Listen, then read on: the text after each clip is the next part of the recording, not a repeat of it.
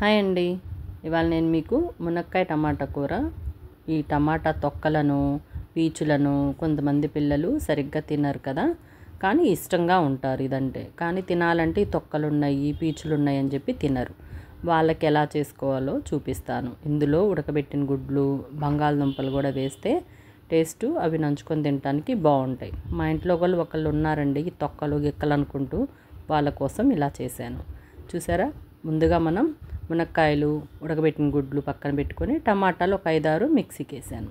దాంట్లోకి వేసే బంగాళదుంపలు తీసుకొని కడిగి పక్కన పెట్టా. ముందుగా పోపు పెట్టుకొని ఆవాలు, మినప్పప్పు, మెంతులు, ధనియాలు, కరివేపాకు వేసి మిక్సీకి వేసి పెట్టుకున్న టమాటా ప్యూరీ వేసేసాను. వేసినాక వెంటనే ఈ మునక్కాయలు కడిగేసి పక్కన పెట్టుకున్నాం కదా, కట్ చేసి అవి వేసేయాలి. ఇది చాలా సింపుల్ అండి. చాలా సింపుల్ మెథడ్లో ఇంత ఈజీ నానేటట్లుగా ఉంటుంది, అంతే టేస్ట్ కూడా ఉంటుంది.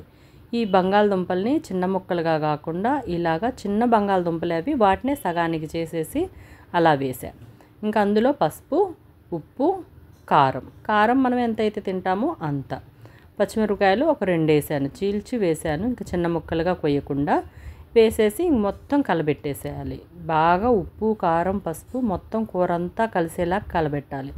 ఇందులో ఉడికిన బంగాళదుంపలు భలే టేస్ట్ ఉంటాయండి. మునక్కాయ ముక్క కూడా భలే టేస్ట్ ఉంటుంది. దీనికి సరిపడా నీళ్లు, పొద్దుగూకులు ఇంకా పోసే పని లేకుండా సరిపడా నీళ్లు పోసేసి మూత పెడదాం. ఇంక ఇది ఉడికేసిద్ది.